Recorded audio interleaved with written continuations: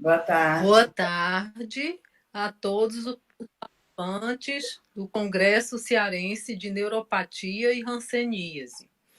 Nós agora vamos estar com a doutora Maria Iraci Pontes e vamos falar sobre o tratamento da hanseníase e manejo dos efeitos adversos. Ela é médica da Universidade Federal do Ceará, com mestrado e doutorado em farmacologia pela Universidade Federal do Ceará. A todos Especialista, do Congresso Cearense de é Neuropatia. especialista em dermatologia. Está com a doutora Maria Iraci Pontes É. e vamos falar sobre. Nossa.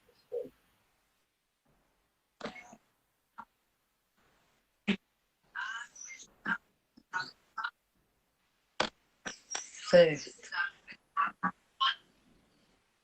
Ok, certo. Então, ela trabalha no serviço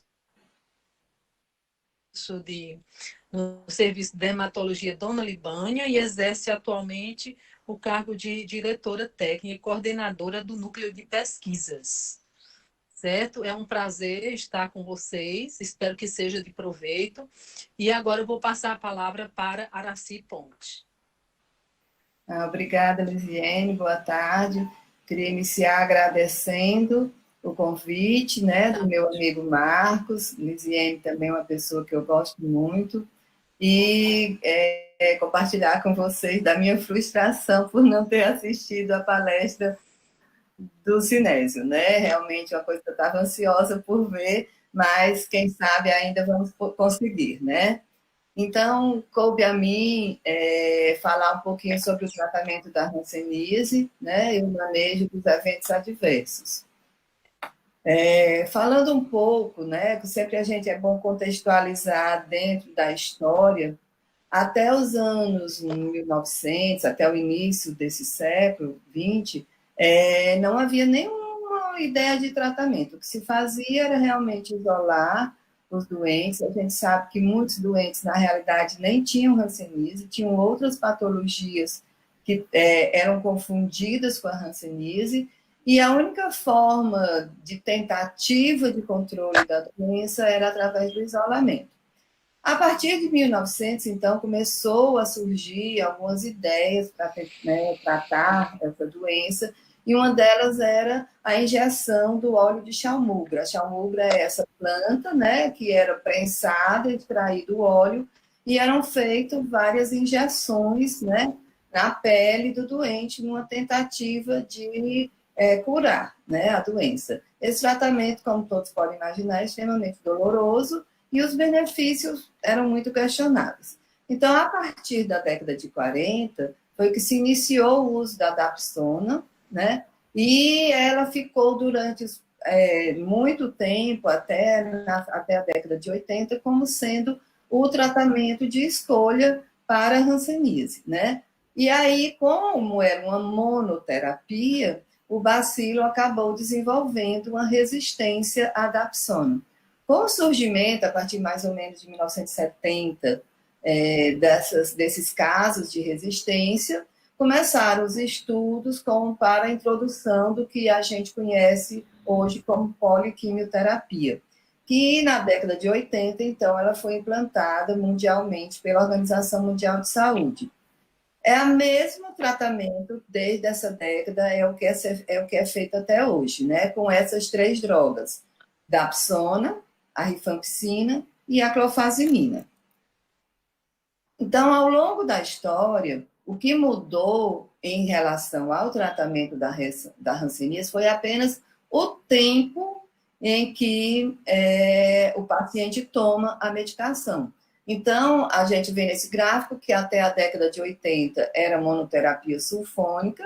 A partir daí, então, começa a PQT, e para o paucibacilar não houve modificações até hoje, né? O paucibacilar, ele continua tratando por 6 meses, 6 doses. O multibacilar, quando do início da introdução da PQT, o paciente ficava tomando a medicação até a sua baciloscopia negativar. Ou seja, a gente sabe que o índice baciloscópico ele cai de uma forma lenta, de 0,8 mais ou menos a cada ano pós-tratamento. Então, um paciente que tinha um índice baciloscópico de 5, por exemplo, ele passava ali 6 anos tomando PQT. Posteriormente, de uma forma quase que empírica, sem muitos estudos, esse período foi, então, reduzido para 24 doses fixas, né? Depois, então, 12 doses fixas, que é onde nós estamos hoje, né?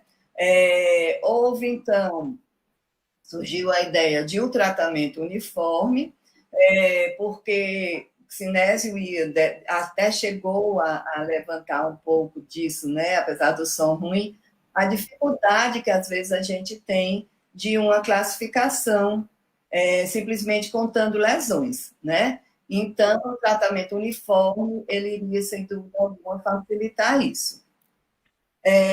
A poliquimioterapia, ela visa, principalmente, a cura da infecção, ou seja, você elimina o Mycobacterium leprae do indivíduo. Com isso, você interrompe a cadeia de transmissão e você previne as incapacidades. Alguns aspectos que são importantes quando você vai iniciar e durante todo o período da PQT é esclarecer sobre a doença, esclarecer sobre o tratamento, possíveis efeitos adversos, complicações desse tratamento.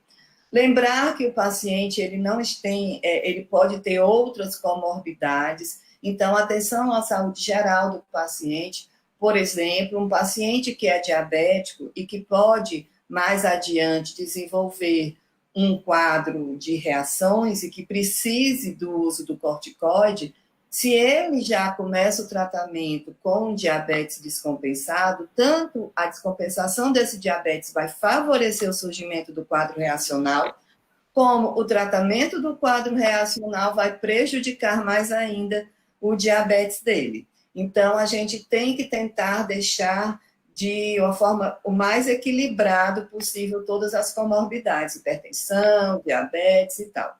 Prevenção e reabilitação das incapacidades físicas, importantíssimo, né? A gente vai ter uma aula mais tarde sobre isso. E a redução do estigma, que é outro ponto importante e que tem que começar principalmente do profissional de saúde, né? Porque a gente hoje não isola mais o doente, a gente fala para ele que não precisa tomar nenhuma medida de isolamento com relação à família, às atividades normais, mas a gente nem toca no doente, ou a gente usa se afasta do doente. Então, o nosso discurso está em desacordo com a nossa atitude. E isso vai estimulando mais ainda o estigma, é uma causa de sofrimento para esses doentes. Então, as 3 drogas que compõem a poliquimioterapia é a rifampicina, a dapsona e a clofazimina. Como eu disse, das 3, apenas a rifampicina tem uma ação bactericida, tá? E essa ação é potente, o que permite que ela seja utilizada apenas uma vez ao mês, né? Ela inibe a síntese de RNA do Mycobacterium leprae que está em multiplicação. Por isso que, apesar de uma dose de rifampicina ter estudos in vitro mostrando que ela já consegue eliminar 98% dos hemiléptos, dos bacilos, mas é necessário que você continue por algum tempo esse tratamento para pegar aqueles bacilos que ficaram latentes, sem se multiplicar. A dapsona e a clofazimina, elas têm uma ação bacteriostática, né? Lembrar que a dapsona interfere na síntese do ácido fólico, e essa é a principal causa da anemia causada pela dapsona. E a clofazimina, ela, por sua ação anti-inflamatória, ela também pode ser utilizada no tratamento dos estados reacionais. Então, qual é a regra? Eu trouxe para essa aula uma regra que já é o que vai estar valendo a partir de janeiro, certo? Que é de um esquema uniforme de tratamento. Até hoje, ainda se trata o pulse bacilar apenas com a dose mensal de rifampicina e uma dose diária de dapsona. Mas já há uma portaria do Ministério que estabelece que a partir de janeiro, na realidade isso era para ter começado em junho, mas com a pandemia houve um retardo, houve falta de PQT até em alguns locais do país, e por isso o Ministério adiou para janeiro a implantação desse esquema uniforme de tratamento.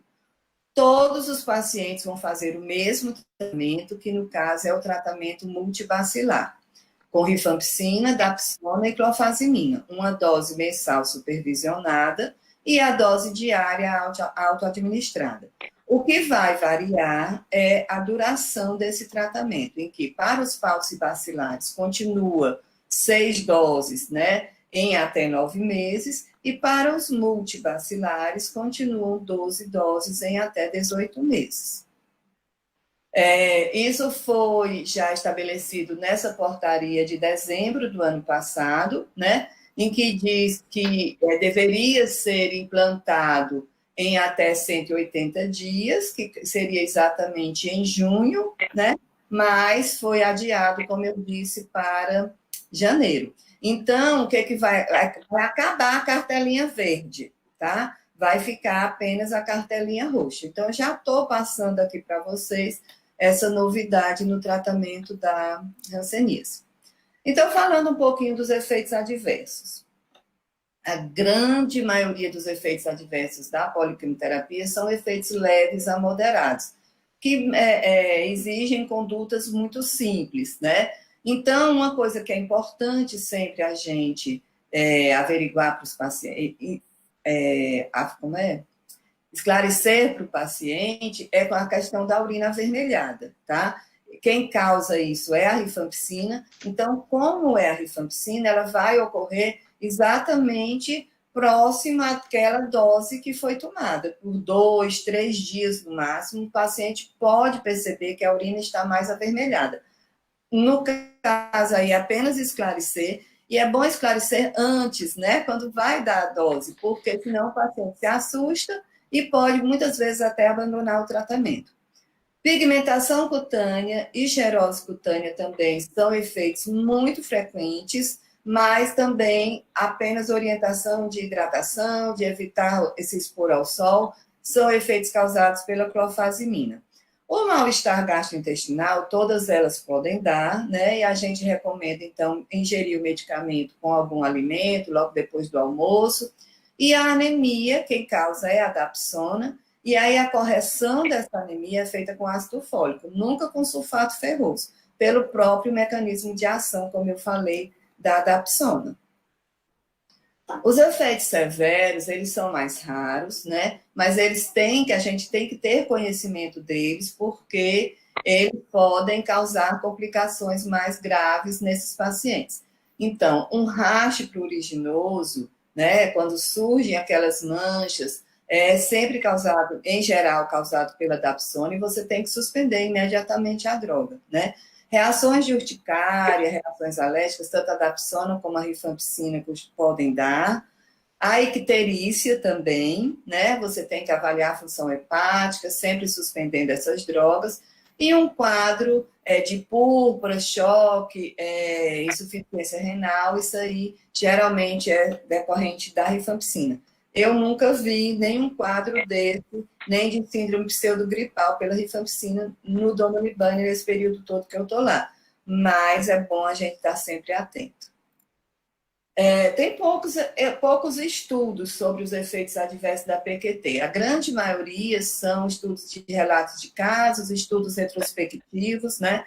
Então, a gente tem esse, e as taxas são extremamente variáveis, por conta exatamente das metodologias variáveis.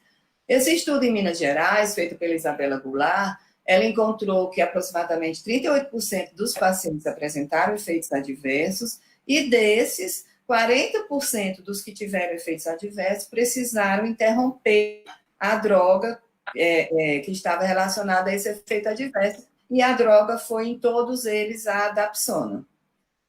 Esse outro estudo, também brasileiro, né, avaliou prontuários de 194 pacientes e observou que 45% deles apresentaram efeitos adversos, sendo que a grande maioria também a dapsona, né? Dos 88, 85 pela dapsona.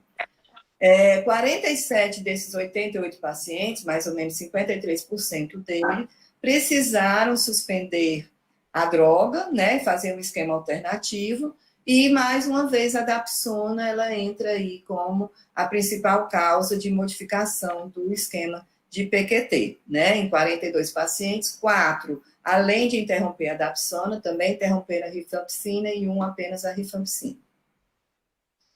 Esse outro estudo do Maurício, no Rio Grande do Norte, né? Ele também é um estudo retrospectivo com um N maior, de 612 prontuários, que é avaliado durante 10 anos, né? Esses tratamentos realizados durante 10 anos, e 15% dos pacientes necessitaram de uma mudança no regime de tratamento, né? A grande maioria por anemia, cefaleia e cianose, que são sintomas relacionados também com a dapsona, né? E é interessante nesse trabalho do Maurício que ele observa realmente um fator de risco, a relação entre o sexo feminino e menor que 42 anos, mulheres menor que 42 anos, como sendo fatores de risco para essa anemia. Inclusive se considera que, por exemplo, a questão da menstruação, da perda sanguínea pela menstruação, poderia estar envolvida nesse processo. Esse estudo na Índia já é um estudo prospectivo, tá? Então, eles acompanharam 176 pacientes, a maioria eram homens, né? E a grande maioria multibacilares. 45% desses pacientes apresentaram efeitos adversos, mas a interrupção da droga foi bem menor, né? Em 3,4% interromperam a dapsona, 1% a rifampicina e 0,5% a clofazimina, né? E aqui ele observou uma correlação significativa entre os efeitos adversos e o índice de massa corporal, né? Mostrando também a questão da a gente fazer a correlação direitinha do peso com a dose da dapsona, né? Essa aqui é uma tabela desse estudo, né? Em que a gente mostra que, por exemplo, 12% dos pacientes tiveram uma anemia hemolítica, mas apenas 2 desses 9 pacientes tiveram anemia hemolítica e 2 precisaram interromper, né?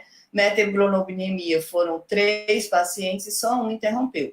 Mostrando a importância da gente, a diferença que a gente observa é que, como são estudos retrospectivos, os primeiros, o percentual de interrupção da PQT é bem maior do que num estudo prospectivo, né? E isso também nós observamos no estudo que nós realizamos no Dona Libânia, né? Para a implantação de um esquema único de tratamento para todos os pacientes, que foi daí desse estudo realizado no Dona Libânia e em Manaus, saiu, então, a portaria fazendo essa introdução, dessa implantação do MDTU, né? Então, nós avaliamos 753 pacientes, a maioria homens e a grande maioria, né, quase 80% eram multibacilares.